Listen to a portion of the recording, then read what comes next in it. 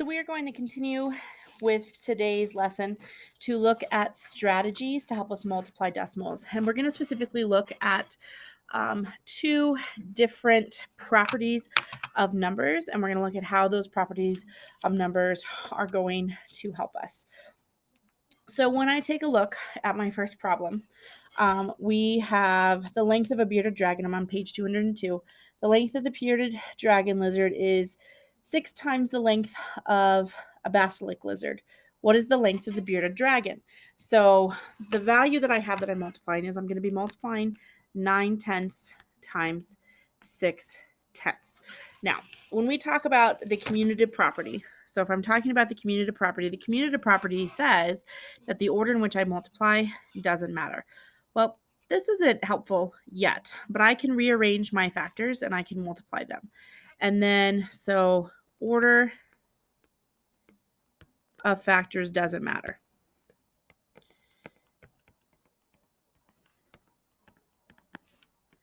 The associative property says the same thing, and the difference between the associative property and the commutative property is that the associative property uses parentheses or uses grouping to rearrange the factors. So the first thing I'm going to do is when I'm going to use the commutative property and the associative property is I'm going to pull out the place value. And the reason I'm going to pull out the place value is I want to get them to where they are going to be easier to see. And so within the example that they give you guys the fractions where you rewrite it as a fractions. I'm not going to have you rewrite as a fraction. I'm going to have you rewrite as decimals because you're already in decimal form. And so it makes sense to me that you would just keep it within there. So when I rewrite this, I'm going to rewrite 9/10 as 9 times 0.1 times 6 times 0.1. So you'll notice what I did was I took the value within the place value. So I took the value, which is 9, and I multiplied it by the place value. So this is something that we have been doing when we've been working on place value. Now what I'm going to do is I'm going to use the associative property and I'm going to rearrange my grouping symbols. So I'm going to rearrange it to where my whole numbers, my 9 and 6, are going to be in a parenthesis. So they're going to be grouped together. And then I'm going to take my two decimals or my two place values and I'm going to group those two values together. So I've rearranged it by putting my whole numbers together and then by putting my decimals together. And now I'm simply going to multiply. So I have 9 times 6, which is going to be 54, times, well, I know that 1/10 times 1/10 is going to be 1/100th because I have 1 times 1 is 1, but then I need to have two values behind the decimal. So it's going to be 1/100th. And so then I look at, well, what is 54 times 1/100th means I move my decimal. So my decimal is always after the ones place. I move my decimal 2 places to the left, and I get an answer of 54 hundredths. So the big thing with the lesson, what we're working on today with the associative and commutative property, is I'm rearranging. So first thing I do is I pull out the place value. And then I rearrange the factors in a way that's going to make it easier to multiply. I take the whole number values and I multiply those first. And then I take the place value, multiply those, and get rid of those grouping symbols. And then I'm left with 54 in this problem. And then I'm left with 1/100th. So I just moved the decimal to place value to the left. So we're going back to those patterns of place value. Okay. So let's take a look at another one. So on the one that convinced me on the bottom of page 202. It says Tyler explained how he multiplies 7/10 times 2/10. He goes, I multiply 7 times 2 equals 14. I know that a tenth times a tenth is 100, so I use the hundreds to write the product. The product is 14 hundredths. Use properties to show that Tyler is correct. So we need to go ahead and we need to solve this problem ourselves and use the properties. So the first one I have is I have 7/10 multiplied by 2/10. So 7/10 multiplied by 2/10. I'm first going to write my whole number factors. So I have 7 times 2 times my place values. So they're both in the tenths place value because I'm 1 digit behind the decimal. So this is going to be 0.1 times 0.1. I need to make my parenthesis a little bit bigger there. So what we have is now I'm going to go ahead, I'm going to multiply. So I'm going to rearrange using those two properties, which say that I can rearrange within my grouping symbols. Because I'm doing the same operation all the way through, the order in which I multiply doesn't matter. Okay. Which I actually did. I did 7 times 2 multiplied by 1 times 1/10 times 1/10. I'm going to have you guys show me that extra step, which I left out. That extra step is going to be doing 7 times 1/10 multiplied by 7 times or 2 times 1/10. And the reason I want you to show that extra step is I want to make sure that you guys really are understanding the place value with your decimals. Then I multiply. So I have 14 times 1/10 times 1/10 is 1/100th. And when I do 14 times 1/100th, I move my decimal 2 places to the left. So my decimal is going to be right here. I move it 2 places to the left. And so my answer is going to be 1400ths. Tyler is correct because I rearranged the factors here using properties of numbers. First thing I did was expand it out and pull the place value out. So I showed that multiplication of the place value. Then I rearranged the factors, multiplied those rearranged factors, and then moved the decimal because I used my place value patterns. It sounds like we're doing a lot of steps, but truly it's not a lot of steps. The big thing you'll need to remember to do is just show me the place value. So you're going to show me this step. Then you're going to rearrange the factors to where you have your whole numbers multiplied together, and then you have your decimals multiplied together. You'll show me the answer that you get when you do that. So I also has me get rid of my grouping symbols or my parentheses. And then I simply just use place value patterns. So here I'm using place value patterns to get rid of my decimal. Okay. So let's go ahead and let's take a look. And we're going to do one that is numbers that are going to be greater than 1. So I have 1 and 25 hundredths multiplied by 1 and a half. So when I do this one, 1 and 25 hundredths, here I look at how many numbers I have that are behind my decimal. So my place value on 1 and 25 hundredths goes out to the hundredths place value. So I'm going to rewrite this as 1 and 125 multiplied by 1/100th. And that's how I represent 1 and 25 hundredths, where I'm showing the place value. So it's 125 multiplied by hundredths.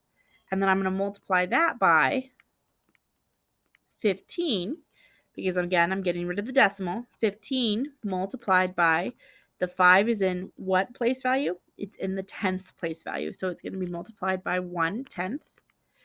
So 125 multiplied by 1/100th and times 15 times 1/10. So I'm going to rearrange, and when I rearrange, I'm going to do 125 multiplied by 15 multiplied by, well, I have 1, 2, 3 values behind the decimal. So I'm now going out to that thousandths place value. So I'm going to treat this like I would treat regular multiplication. So I'm going to do 125 multiplied by 15, and then I'm going to move my decimal 3 places to the right. So I'm going to do 125. I'm going to do a different color so you can see it. 125, and I'm going to multiply that by 15, and I'm going to put that in a different spot. So I'm going to do 5 times 5, which is going to be 25. I put down the 5. I regroup the 2. 5 times 2 is 4, plus 2 is going to, 5 times 2 is not 4. Sorry, I was doing 2 times 2. 5 times 2 is 10, plus 2 is going to be 12. I regroup the 1. 5 times 1 is going to be 1, plus 1 is going to be 6. Now I put my placeholder, cross off my values, and then I multiply. 1 times 5 is 5. 1 times 2 is 2. 1 times 1 is 1. And then I'm going to add those together. 5 and 0 make 5. I have to come up here because I ran out of room. 2 and 5 make 7. 6 and 2 make 8. So my answer here is going to be 1,875. And I'm going to multiply that. I'm going to go back to black now. I'm going to multiply that by 1/1000th. And when I multiply that by 1/1000th, my decimal moves 3 places to the right. And I don't need to put these in parentheses. You don't put these in parentheses because I'm not doing any other operations inside. So I don't need grouping symbols when I have an operation in between the grouping symbols. So I'm going to move the decimal 3 places. So my decimal is always after the ones place. So it's going to be after 5 in this problem. So 1, 2, 3. So my answer is going to be 1,875 thousandths. So again, going through those steps, I pull the place value out here because I had 2 digits behind the place value that tells me that I'm in the hundredths place value. Here, I had 1 digit behind the place value, so that tells me I'm in the tenths place value. And then I'm left with whole numbers. I'm left with 125 and 15. I regroup this multiplication sentence to where I have the whole numbers grouped together and the place value grouped together. Okay. Then I go ahead and I solve. I did my work off on the side, and then I showed my final answer. So these are the steps that you're going to take when using the different properties of numbers. Look, it says, number 1, Mason is multiplying 3 times 5 times 1/10 times 1/10. So what multiplication problem is he solving? So if I have 3 times 5 times 1/10 times 1/10, again, what I'm going to do is I'm just going to go ahead and I'm going to change my tenths fractions into decimals. So I'm just going to put that underneath, and that'll make it easier to see. And then if I take a look at here, I end up with, if I rewrite it, going back to decimal form. So I have 3 times 1/10 times 5 times 1/10. Well, 3 times 1/10 is going to be 0.3. And 5 times 1/10 is going to be 0.5. So my original problem that Mason was doing was 3/10 multiplied by 5/10. All right, number 2. Completes Mason work to find the product, write it as a decimal. So I'm actually going to go and I'm going to go do the whole step. And we just worked backwards. So this is going to be 3 times 0.1. So again, I'm pulling out that place value, showing that step as I go along. So 3 and 1/10 multiplied by 5 and 1/10. I'm going to rearrange. 3 times 5 times 1/10 times 1/10. Well, a tenth multiplied by a tenth is going to be 1/100th. And then 3 times 5 is going to be 15. Because I have 1/100th here, I'm going to have 2 values behind the decimal. So I'm going to do 1, 2.